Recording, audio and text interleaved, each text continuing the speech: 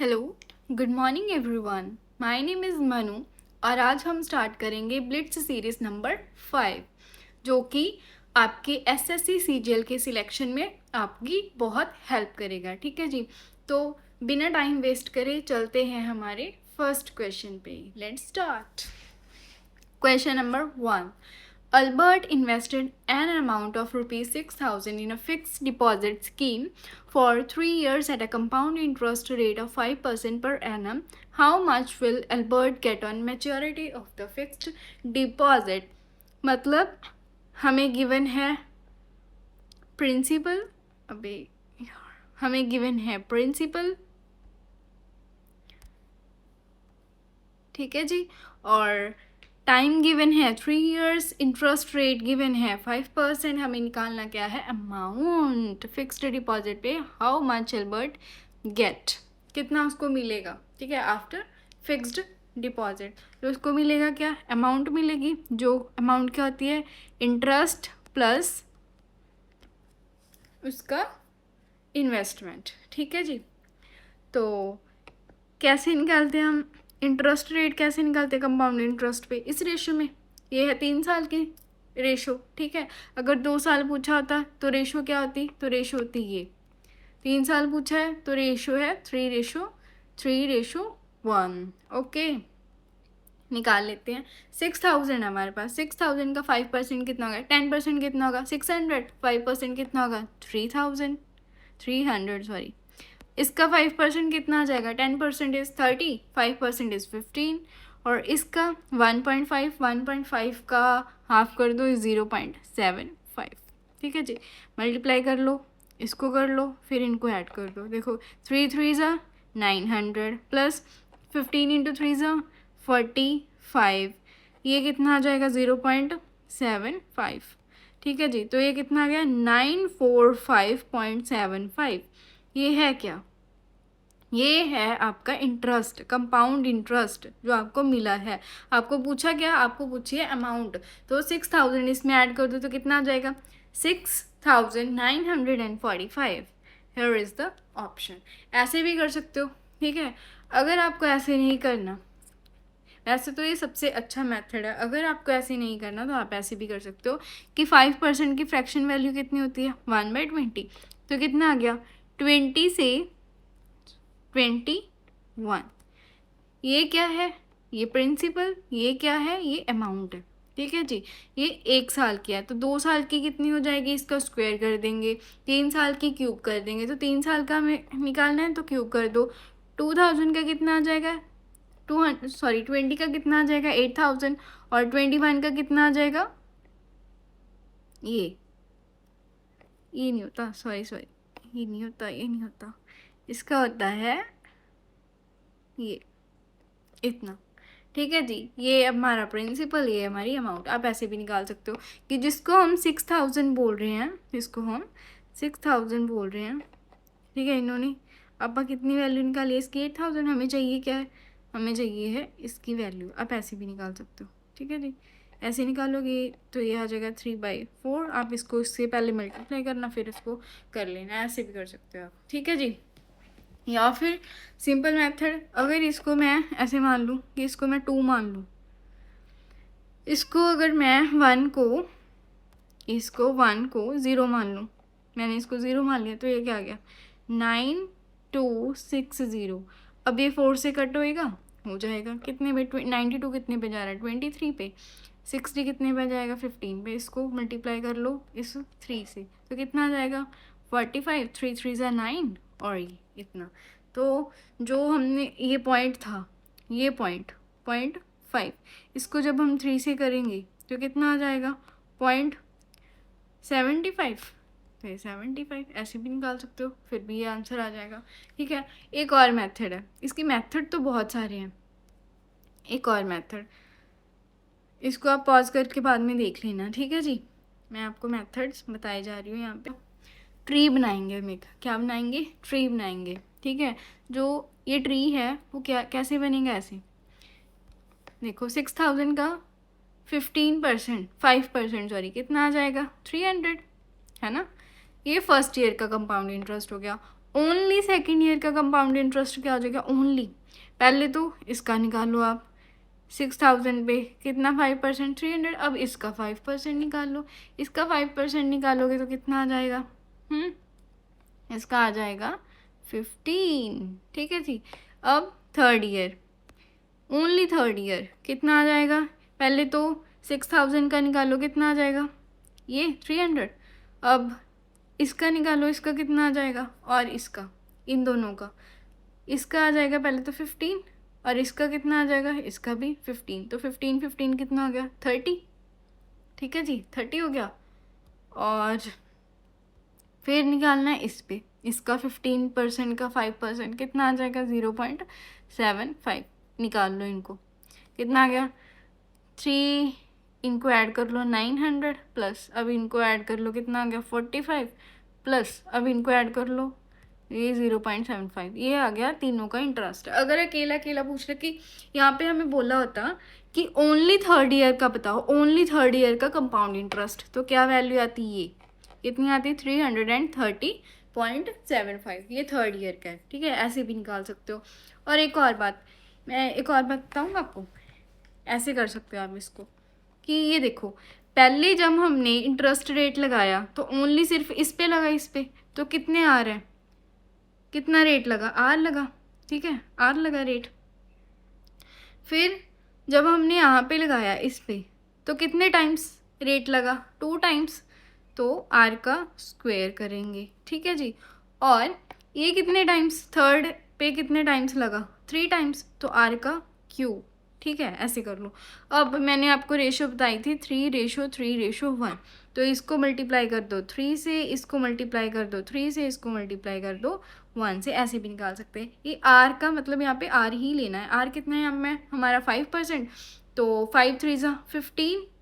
ठीक है जी, पॉइंट, और आर का स्क्वायर कर दो, 5 का square 25, 25 into 3 is 75। Next, R का क्यूब, 5 का क्यूब कितना होता है 1.25। ठीक है जी, इंटू 1 इज़ 1.25, इतना ही आ जाएगा।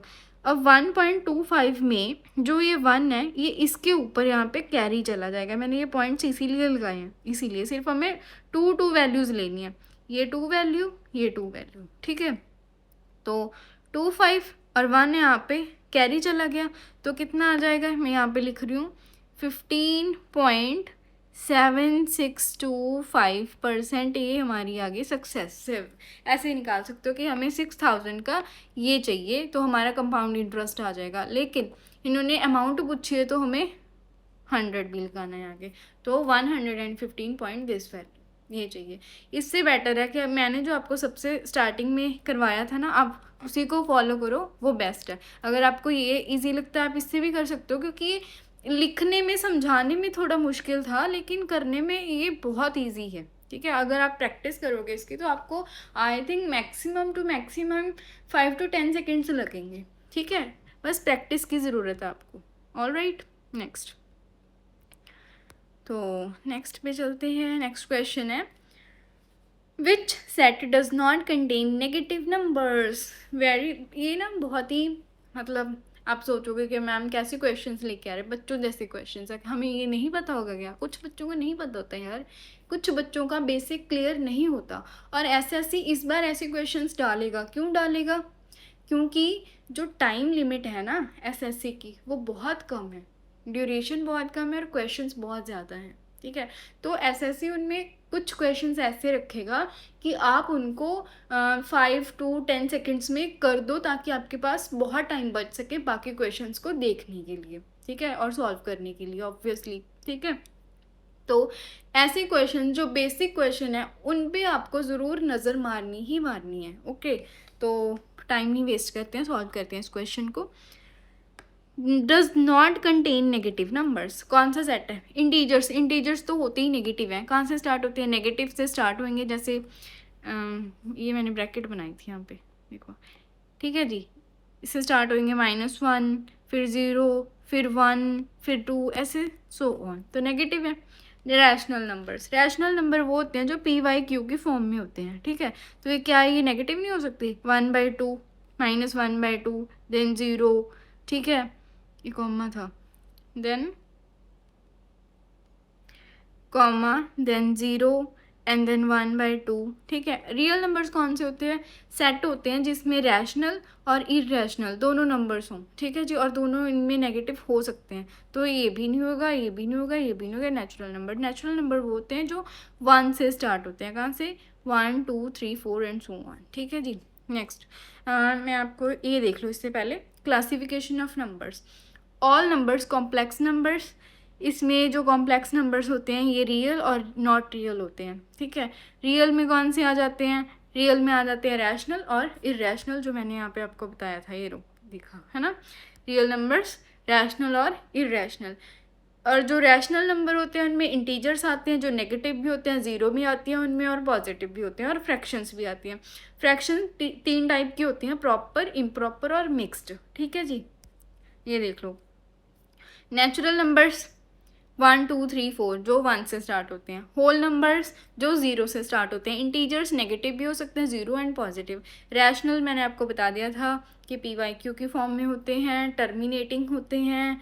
ठीक है जी। और इरेशनल नंबर जो डिवाइड नहीं होते, और अगर PYQ की फॉर्म में है तो कभी ख़त्म नहीं होते, है ना। वैसे तो ये PYQ की फॉर्म में कभी आते नहीं हैं। ठीक है, बाय चांस आपको कंफ्यूज करने के लिए दे दिया, तो अगर आप उनको डिवाइड करके ऐसे कुछ निकालोगे तो वो ऐसी ही वैल्यू होगी जो कभी ख़त्म ही नहीं होगी। ठीक है, तो नॉन टर्मिनेटिंग ऐसी वैल्यूज आ जाती हैं। और रियल नंबर्स कौन से होते हैं? जिनमें सेट ऑफ रियल नंबर्स जो इंक्लूड करता है रैशनल और इरेशनल नंबर्स को कंबाइंड। ठीक है, कॉम्प्लेक्स नंबर्स देख लो, ये लिखे हुए हैं, जिनमें इमेजिनरी नंबर्स आ जाते हैं। ठीक है, उनको कॉम्प्लेक्स नंबर्स बोलते हैं। Next, if the surface area of the sphere increases by 21%। surface area depend करता है, मैंने आपको लास्ट क्लास में भी बताया था, 2 डायमेंशनल होता है ये। अगर 2 डायमेंशनल है तो 100 से कितना हो गया? 100 से हो गया 121। इसका अंडर रूट कर दो, कितना आ जाएगा? 10 to 11। तो रेडियस कितना आ गया इसका? 10 से कितना इंक्रीज हुआ? 11 इंक्रीज हुआ। तो इन्होंने पूछी है वॉल्यूम। वॉल्यूम होती है 3 डायमेंशनल, तो इसका क्यूब कर दो। क्यूब करेंगे 10 का 1000, 11 का दिस। तो कितना इंक्रीज हो गया? 3.1। इससे इंक्रीज हो जाएगा, ये आ गया। इसको याद भी रखना है आपने, इसका जो सक्सेसिव है वो याद रखना है। 10% मैंने आपको लास्ट क्लास में भी बताया था। ठीक है, 10%।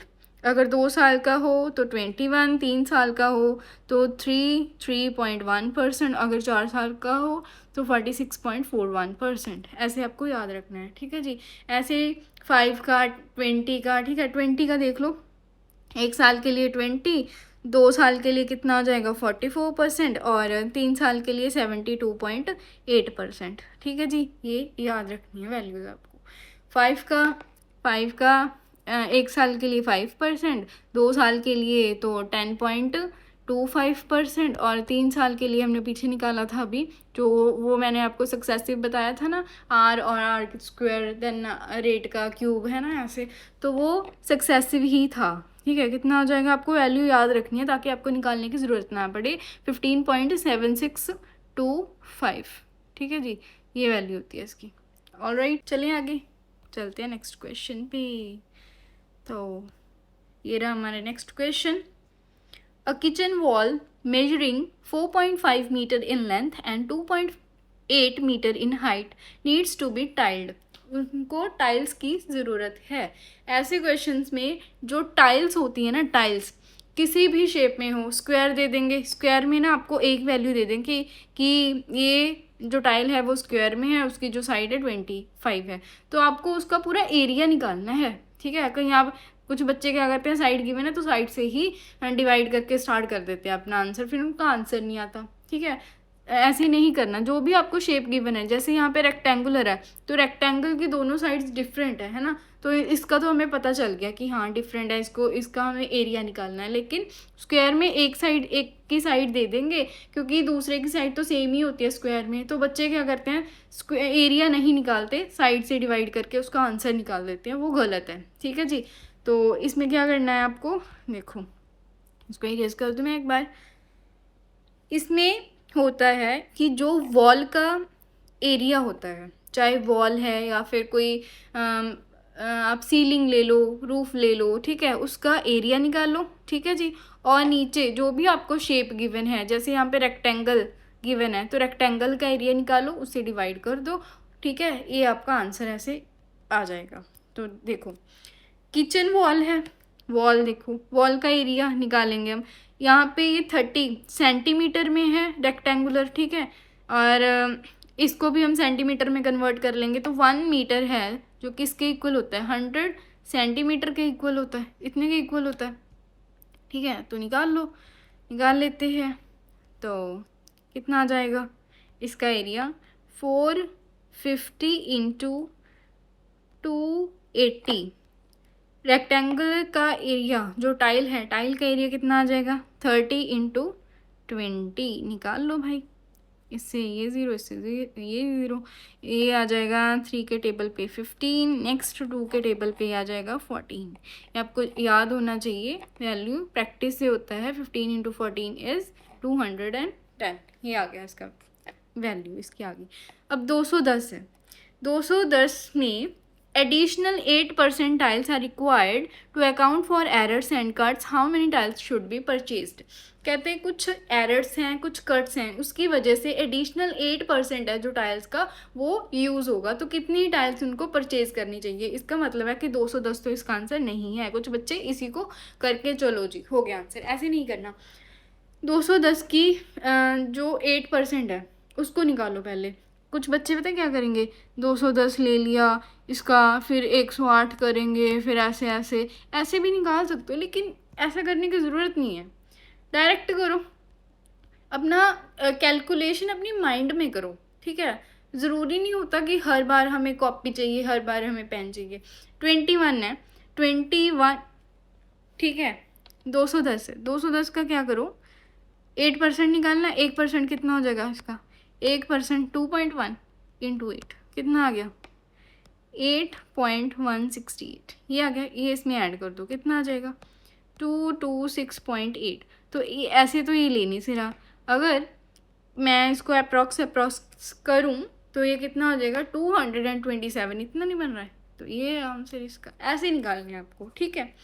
ये क्वेश्चन मैंने लास्ट, मतलब इससे रिलेटेड मैंने लास्ट वीडियो में करवाया था, उसमें स्क्वायर गिवन था। अगर आपने वो वीडियो नहीं देखी तो जाके देख लो, ठीक है जी।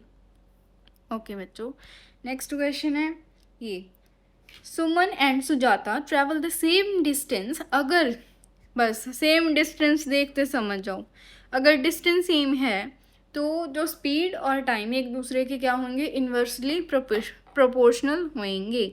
यहाँ पे है सुमन, यहाँ पे है सुजाता, ठीक है जी। सुमन की स्पीड कितनी है, 10 है, और ये स्पीड की है, और इसकी कितनी है, 12 है, ठीक है। तो टाइम की रेशो ले लो, कितने पे कट होंगे, 2 के टेबल पे ही आ जाएगा 6, ये आ जाएगा 5, ठीक है। ऐसे लेनी है, इन्वर्सली प्रोपोर्शनल है इसीलिए हमने ऐसे लिखी है, ठीक है जी, इन्वर्सली प्रोपोर्शनल।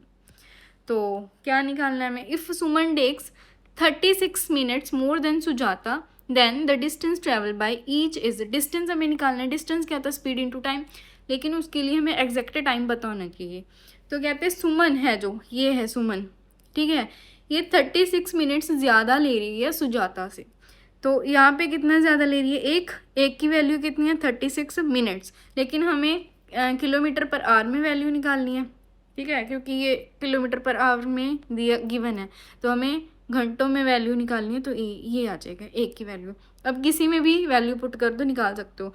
स्पीड कितनी है, 10, मैं सुमन की निकाल रही हूँ, और टाइम है 6 की वैल्यू 36/60, सॉरी ऐसे नहीं लिखना,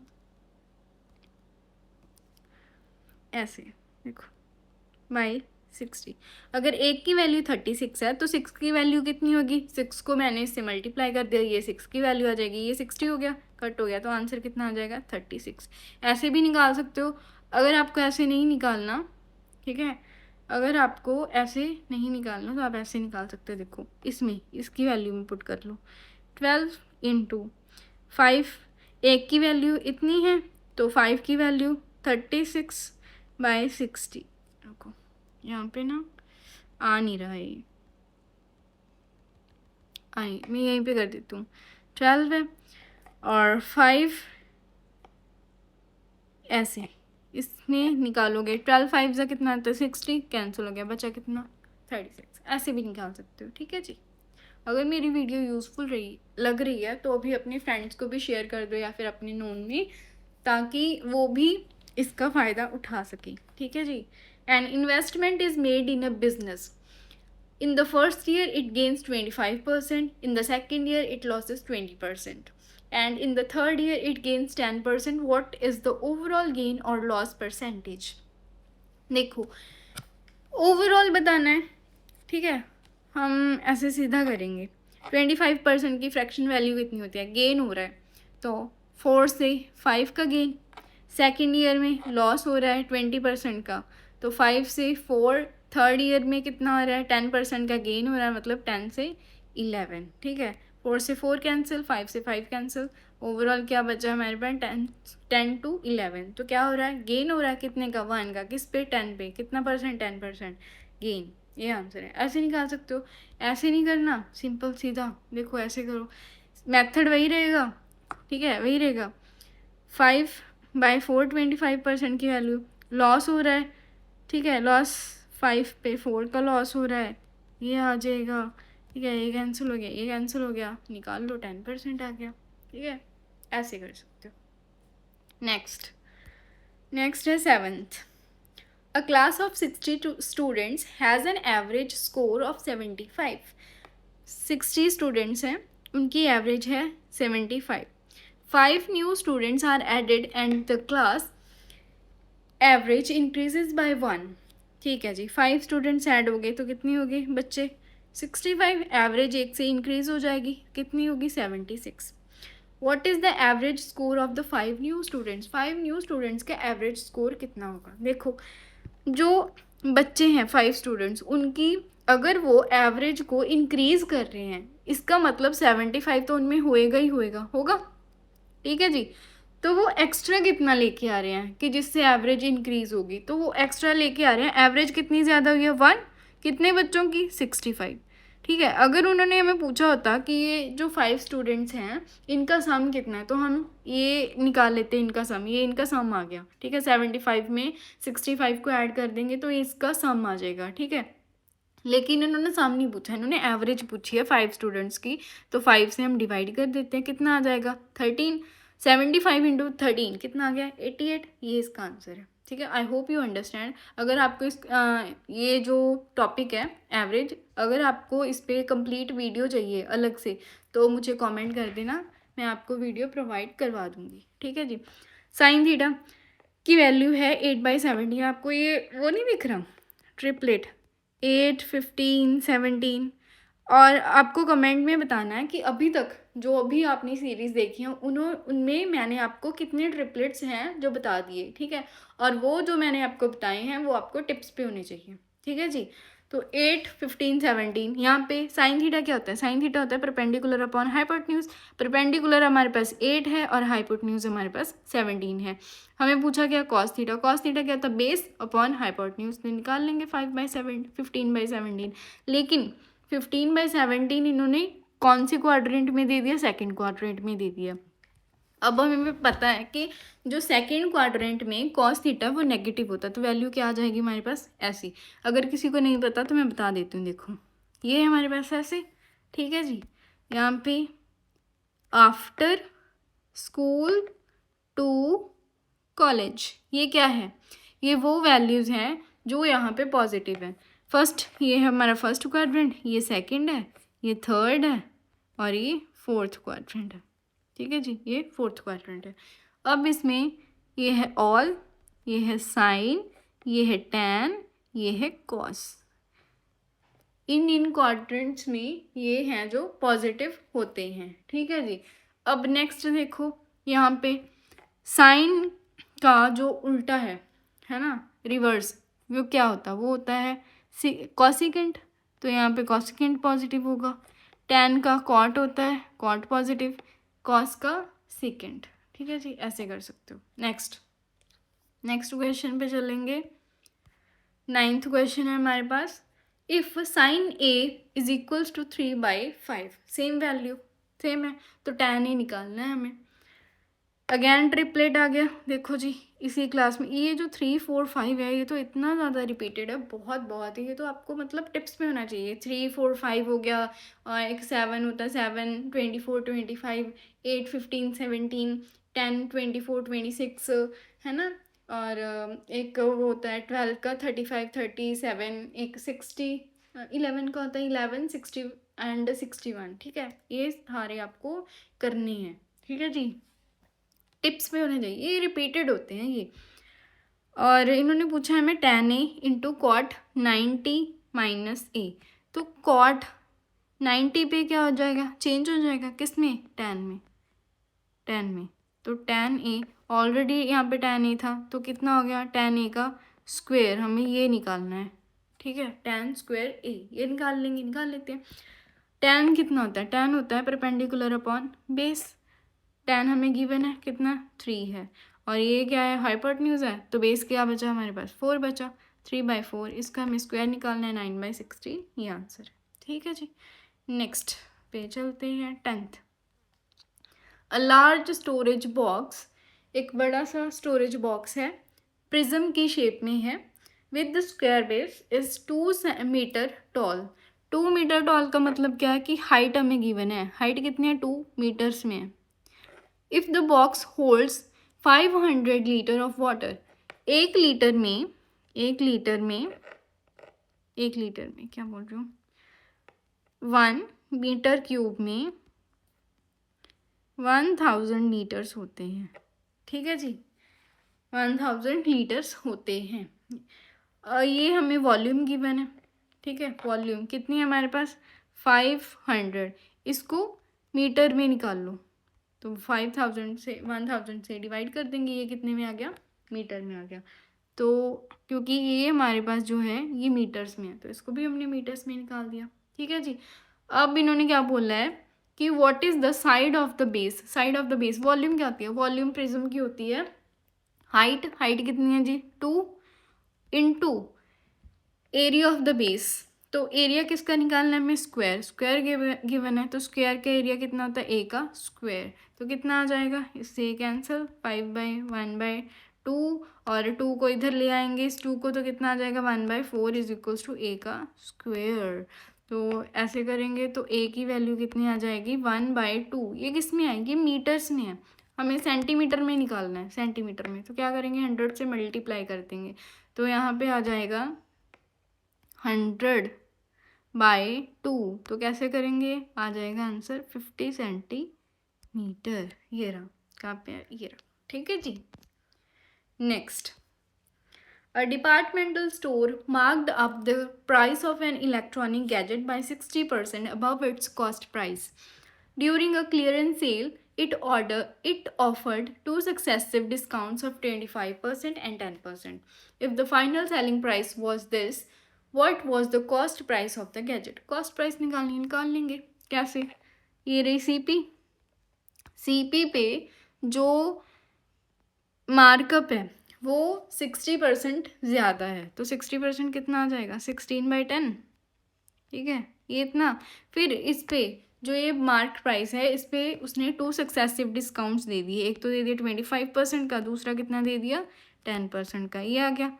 सेलिंग प्राइस गिवन है, ये पूरी जो वैल्यू है इस सेलिंग प्राइस की आ गई, कितना गिवन है हमारे पास सेलिंग प्राइस ये है, तो ये हो गया 9 3 27, 27 इंटू 9 कितना होता है, ये इतना 243 होता है, ठीक है जी। तो ये आ गया 90, इसके टेबल पे ये जाएगा 4 पे, और ये कितना है 100, 4 के टेबल पे 100 जाता है 25 पे, ठीक है, और फिर इसको मल्टीप्लाई कर लो, कितना आ जाएगा 25 इंटू 9 2250, ये इसका आंसर आ जाएगा, ठीक है जी, ये आंसर आ गया आपका। नेक्स्ट क्वेश्चन, ये रहा, 3 पार्टनर्स हैं ए बी एंड सी, ठीक है जी, उन्होंने इन्वेस्टमेंट की है किसी रेशो में 3:2:4 में, ये है ए बी और सी, इनकी इन्वेस्टमेंट रेशो है 3:2 and 4, ठीक है जी। आफ्टर 6 मंथ, पहले तो आपको पूरा ध्यान रखना है इसको इन्वेस्टमेंट को, कि बच्चे देखते हैं कि हाँ 6 मंथ है तो 6 मंथ का निकाल के फिर नेक्स्ट का 6 मंथ निकाल लेते हैं, लेकिन वो 6 मंथ नहीं होता नेक्स्ट का। क्यों? क्योंकि कई बार वो 2 ईयर्स दे देता है और 18 मंथ दे देता है, ऐसे कुछ। फिर वो कितने, 18 से निकालो आप, कितने मंथ बच गए आफ्टर 6? 12 बच गए ना, तो आप निकाल किसका लेते हो? 6 मंथ का। ऐसे नहीं करना, तो आप पहले इस पे नज़र मारोगे। If the total profit after 1 year, ये तो ठीक है, यहाँ पे 1 ईयर है, ठीक है जी, तो इसका ध्यान रखना है आपको यहाँ पे, ठीक है जी। ए बी सी कितनी रेशो है? 3:2, चल ले भाई, 2 और 4। 6 मंथ ए अपनी कैपिटल डबल कर लेता है, ठीक है जी, देख लो 6 है, कट ही जाएगा तो मैं नहीं लिख रही हूँ, ठीक है। ए अपनी कैपिटल डबल कर लेता है, 3 की डबल है 6, और बी हाफ कर लेता है, मतलब 1 का हो जाएगी, एंड सी पूरे 12 साल के लिए मेंटेन करके रखता है। अब यहाँ पे बच्चे बोलेंगे मैम यहाँ तो 12 था, पहले 6 था, आपने कटिंग कैसे कर दी? देखो 6 और 12 रेशो कितनी आ जाएगी? 1:2। तो यहाँ पे इसको मैं मल्टीप्लाई कर दूँगी 2 के साथ, ठीक है जी, 2 के साथ। तो कितना आ गया? 3 + 6 9, 2 + 3 और 4 2 = 8, कितना आ गया? टोटल प्रॉफिट अगर ये है तो बी का शेयर कितना है? ठीक है जी, बी का शेयर कितना है? 3 की वैल्यू निकालनी है हमें, टोटल कितना है? 8, और ये कितना हो जाएगा? 20, ठीक है जी, 20। कितनी है वैल्यू 20 की? ये इतनी है, निकाल लो कितना आ गया? 9 9 3 = 27, ये आंसर, ठीक है जी। Next question, the average of 8 numbers is 56. If 2 of them are removed, then the new average becomes 54. देखो, अगर एवरेज 54 हो रही है, इसका मतलब क्या है कि जो दो इन बंदे लेके गए हैं, है ना, अपने मार्क्स, वो कितने लेके गए हैं?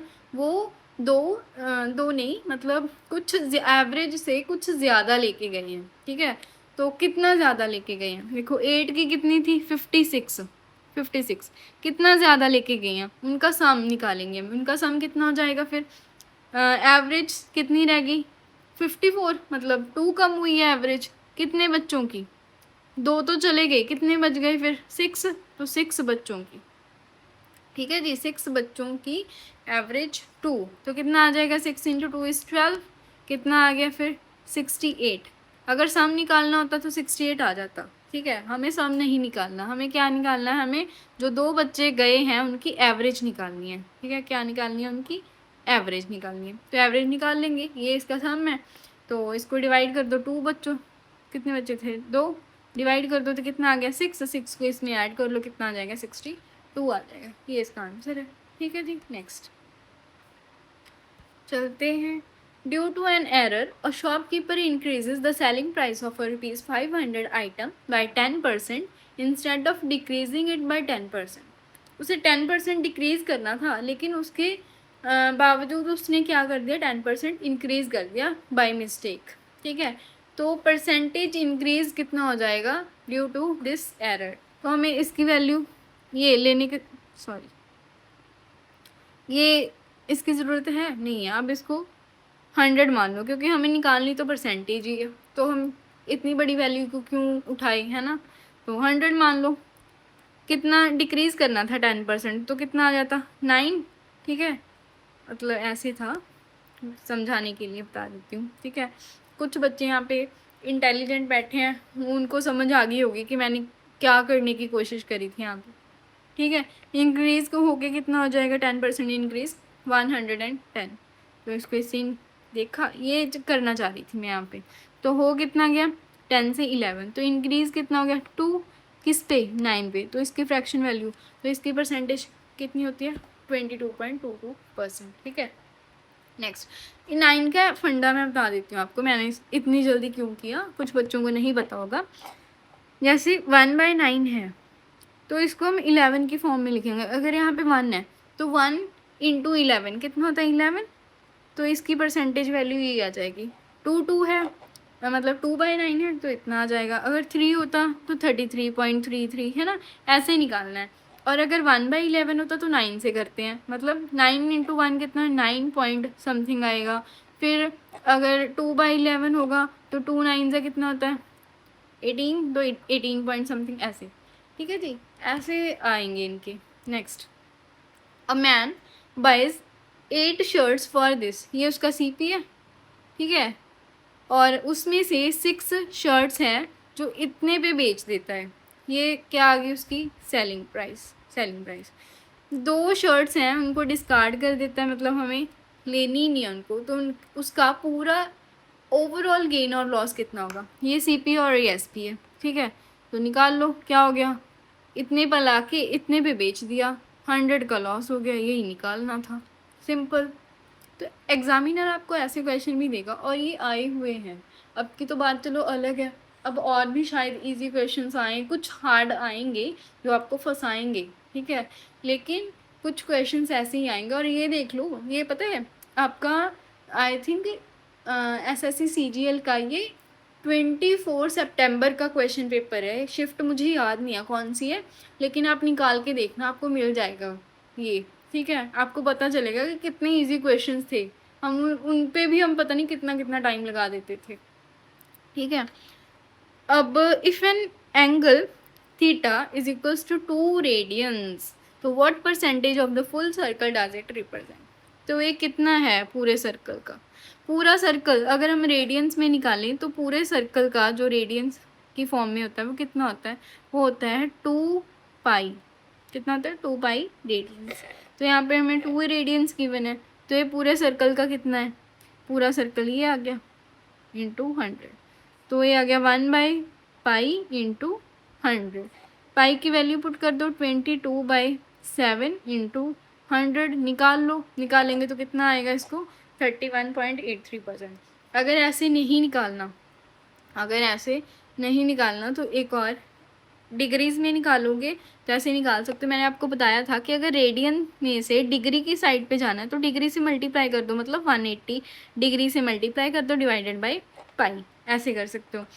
तो जब हम 2 रेडियंस 2 इंटू 180 करेंगे और डिवाइडेड बाय पाई, ठीक है, और डिग्री में पूरा सर्कल कितने का होता है, पूरा सर्कल होता है 360 डिग्री का, है ना, तो डिवाइड कर देंगे 360 से इंटू 100, तो 2 और 180 कितना हो जाएगा 360, तो 360 से कैंसिल हो जाएगा, अगेन वही चीज़ बच जाएगी 1/पाई इंटू 100, बच गया, ये वही आंसर आ जाएगा। ठीक है जी, कैसे भी कर सकते हो आप, जो भी मेथड आपको अच्छा लगे उससे आप कर सकते हो। नेक्स्ट है, a composite wall consist of a rectangle 12 metre by 9 metre with a triangular window of base 4 metre and height है इसकी 3 मीटर कट आउट। ठीक है जी, कहते हैं एक वॉल है, रेक्टेंगुलर शेप में है, ये इस शेप में, ठीक है जी, और इसमें से एक ट्रायंगुलर विंडो है वो कट होगी जिसका बेस हमें गिवन है और हाइट गिवन है। जो ट्रायंगुलर है, ट्रायंगल कैसे निकालते हैं, ट्रायंगल का area half into base into height. ठीक है, बेस गिवन है 4, हाइट गिवन है 3, तो कितना आ जाएगा 4 3 12, और इसका कर दो हाफ, कितनी आ जाएगी फिर एरिया ऑफ ट्रायंगल 6 मीटर, ये आ गया। If the wall needs to be painted at 120 per metre square, find the painting cost after deducting the window area. Window area को निकाल के पेंटिंग कॉस्ट कितनी होगी, क्योंकि ऑफ कोर्स विंडो पे थोड़ी ना हम पेंट करेंगे, ठीक है जी, इसको माइनस करके ही करेंगे ना, तो वॉल का निकालना, वॉल पे पेंट करेंगे, देख लेते हैं कितना आ जाएगा। वॉल का एरिया रेक्टेंगल है, रेक्टेंगुलर में है, तो 12 इंटू 9 कितना आ जाएगा जी 108, इसमें से माइनस कर दो एरिया ऑफ ट्राइंगल 6, कितना आ जाएगा 102, 102 को मल्टीप्लाई कर दो 120 से, क्योंकि इतना ही एरिया हमें पेंट करना है, तो कितना आ जाएगा, ये आ जाएगा, पहले इसको 2 से करेंगे तो 204 एंड 102, तो ये आ जाएगा 111240, ये आ जाएगा। ऐसे भी निकाल सकते हो, और ऐसे नहीं निकालना तो ऐसे निकाल सकते हो, ये इसका यही कौन सा है, ये इसका आंसर है। ऐसे निकालना तो ऐसे यूनिट डिजिट देख लो, 2 2 ज़ा 4, पीछे एक 0 आएगी, तो कहाँ पे एक ही ऑप्शन है बस। ठीक है जी, डन। नेक्स्ट, एक स्क्वायर है and a rectangle have equal areas. Square, ठीक है जी, और रेक्टेंगुलर का एरिया इक्वल है। स्क्वायर की साइड 20 सेंटीमीटर है, तो एरिया कितना हो जाएगा 400। और जो रेक्टेंगल है इसकी जो लेंथ है वो हमें गिवन है 25।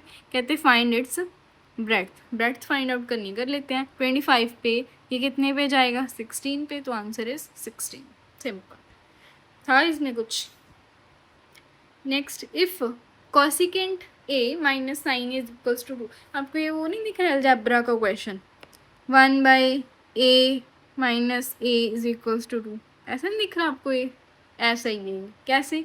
जो कॉसिकेंट है साइन का रेसिप्रोकल यही होएगा, ऐसे लिख लिया हम इसको, ऐसे, है ना।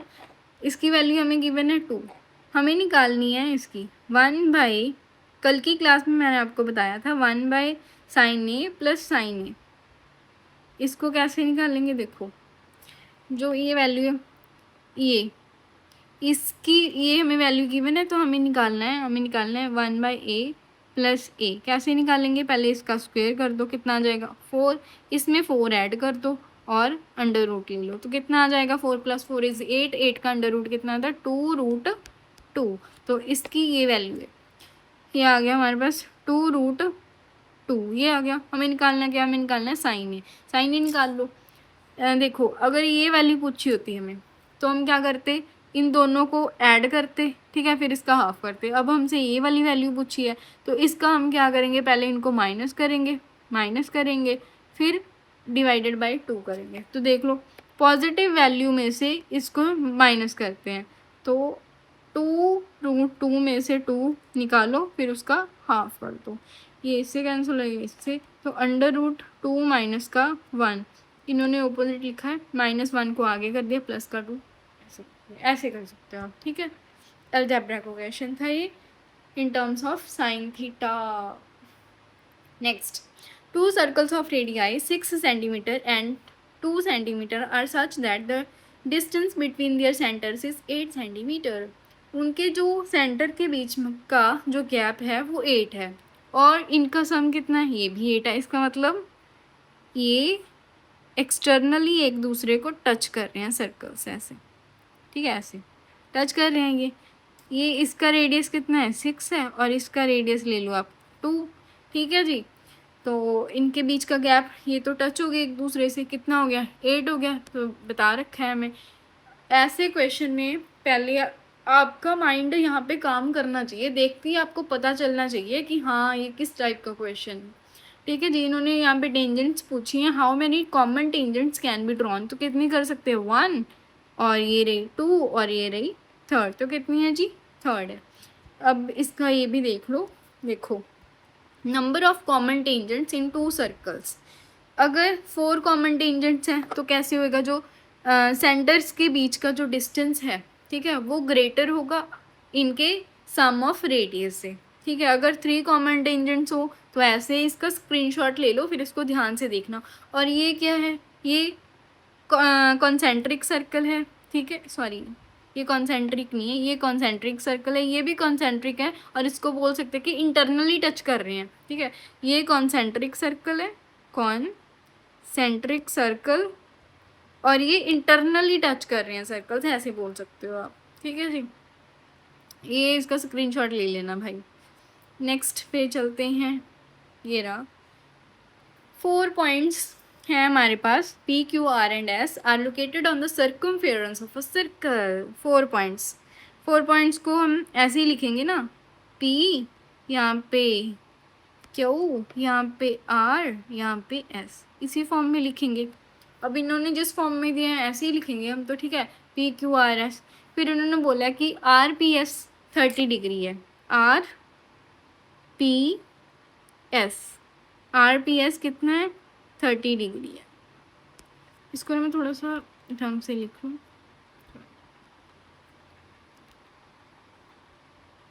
ठीक है, RPS कितना है हमारे पास 30 डिग्री है, और P Q S, P Q S ये कितना है, ये है 40 डिग्री।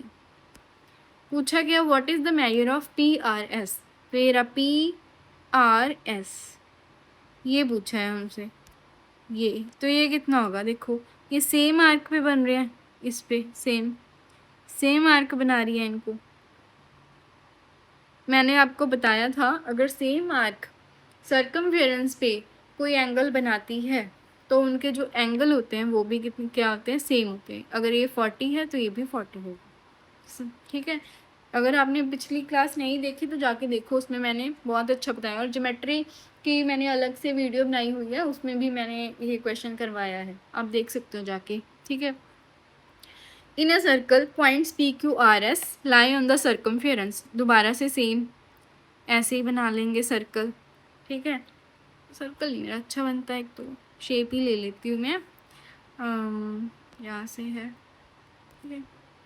तो ये रहा हमारा सर्कल, थोड़ा सा बड़ा कर लेती हूँ इसको,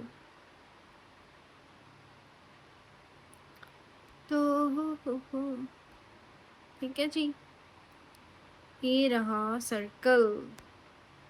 तो इसमें क्या बोला है इन्होंने, P, यहाँ पे है P, ये है Q, ये है R, ये है S, ये 4 पॉइंट्स हैं सर्कमफेरेंस पे। Such that chords P R एक कॉर्ड है, ऐसे बना लेते हैं, और Q S intersect at the centre, Q S भी एक कॉर्ड है, ये सेंटर पे इंटरसेक्ट कर रही है। तो मेरा तो ये सेंटर बना नहीं, दोबारा से बना के देख लेती हूँ बन जाए, होप सो। देखो ऐसे लिख लूँ मैं इनको, ऐसे ही, ऐसे, हाँ अब लग रही है ना ये कि सेंटर पे इंटरसेक्ट करेंगी, पी क्यू आर एस। ये कॉर्ड्स तो है ही हैं, साथ में और क्या है, कोई बच्चा बताएगा? अगर जिस बच्चे को पता चल गया कि ये क्या है, कॉमन सेंस है, तो वो कमेंट में बताओ, ठीक है जी, ये आपका होमवर्क है। And both R P Q ये एंड आर एस क्यू ये क्या, are subtended by the same arc R Q ये सबटेंड कर रही है इनको, कहते ये जो एंगल है आर पी एस और आर एस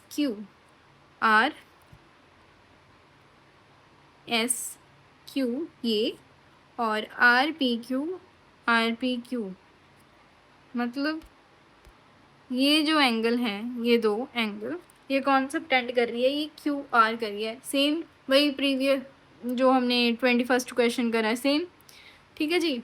तो कहते आर पी क्यू हमें कितना गिवन है, आर पी क्यू हमें गिवन है 50, तो पूछा है कि ये कितना होगा आर एस क्यू, तो आर एस क्यू भी 50 होगा, सेम, अगर सेम आर्क है तो एंगल्स भी सेम होंगे, सेम वही क्वेश्चन, ठीक है। देखो एक ही पेपर में सेम जो आपका क्वेश्चन है वो आपको अलग अलग स्टेटमेंट्स के रूप में गिवन है, ठीक है जी।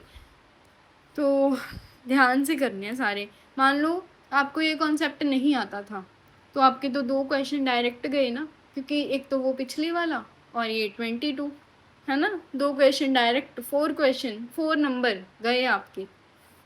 तो कॉन्सेप्ट आपके क्लियर होने चाहिए। A circle with the radius of 10 centimetre and a cord makes a 60 degree angle eight the centre. अगर 60 डिग्री एंगल है तो ये कौन सी ट्राइंगल होगी, ये होगी इक्विलेटरल ट्राइंगल। अगर रेडियस 10 है तो जो कॉर्ड है उसकी लेंथ कितनी होगी, 10 सेंटीमीटर। देखो बता देती हूँ मैं, अगर किसी बच्चे को नहीं पता, ये कॉर्ड है, ये सेंटर ऑफ द सर्कल है, यहाँ पे ये कॉर्ड है जो ये 60 डिग्री का एंगल बना रही है, ठीक है। अब ये अगर 60 डिग्री है तो ये भी दोनों 60 डिग्री होंगे, कैसे, ये रेडियस है, ये भी रेडियस है, दोनों साइड्स अगर सेम है तो इनके जो सामने वाली है इनका जो एंगल है वो भी सेम होगा। अगर ये 60 है तो ये भी 60 होगा, ठीक है जी। तो ये इक्विलेटरल ट्राइंगल बन गई। अगर ये आर है तो ये भी आर होएगी। तो r कितना है 10 है, तो इसकी वैल्यू भी 10। ठीक है, कर लेंगे ये कॉन्सेप्ट आपको। और ये कॉन्सेप्ट मैंने आपको पिछली क्लास में बहुत अच्छे से बताया है, वो करना है आपको। ठीक है जी। A circle with a radius r has a tangent line at a point p on the circle। ठीक है जी, एक सर्कल है जिसका रेडियस r है, हैज़ अ टेंजेंट, इसकी एक टेंजेंट है, at a point p on the circle, point p है जो सर्कल पे है। ठीक है जी। The distance of the tangent from p to the external point q is 10 centimetre. ये एक्सटर्नल पॉइंट है इस टेंजेंट का, तो एक्सटर्नल पॉइंट q, और इसकी जो लेंथ है वो कितनी है 10 सेंटीमीटर है। The distance from the centre of the circle two point q is 13 centimetre. देखो ये डिस्टेंस हो गया, ये रेडियस हो गया हमारा। ठीक है, ये रेडियस हो गया। तो ये जो डिस्टेंस है from the centre of the circle two point Q, ये कितना गिवन है 13 गिवन है। तो हमें r निकालना है, find the radius of the circle. कैसे निकाल लो, सिंपल है। देखो ये हाइपोटेन्यूज नहीं दिख रहा, ये एंगल हमेशा जो होगा रेडियस और इस टेंजेंट के बीच में, ये हमेशा एक 90 डिग्री का एंगल बनाएगी। ठीक है जी। तो देख लो ये हमारे पास एक राइट एंगल ट्राइंगल बन गई। 13 का स्क्वायर कितना हो जाएगा 169, इसमें से माइनस कर दो 10 का स्क्वायर, तो कितना आ जाएगा 69 √69। ये आपका आंसर आ जाएगा। और इसी के साथ आज की क्लास हमारी ख़त्म होती है। और अगर आपको ये वीडियो अच्छी लगी तो मेरे चैनल को सब्सक्राइब करो, लाइक शेयर कमेंट, और अपने फ्रेंड्स को शेयर कर दो ताकि वो भी इस वीडियो का यूज़ ले सकें अच्छे से। ठीक है जी, फ़ायदा उठाओ जल्दी से जल्दी। तो एसएससी सीजीएल अगर आपको क्रैक करना है तो आप मुझे बताओ कि आपको कौन से कॉन्सेप्ट में प्रॉब्लम आती है। ठीक है जी, कोई अगर स्पेसिफिक चैप्टर है या स्पेसिफिक कोई टॉपिक है तो मुझे बताओ, मैं आपके लिए उस पर उसी टॉपिक पे वीडियो बना के लेके आऊँगी। ठीक है जी। तो मिलते हैं कल को नेक्स्ट वीडियो में। Thank you so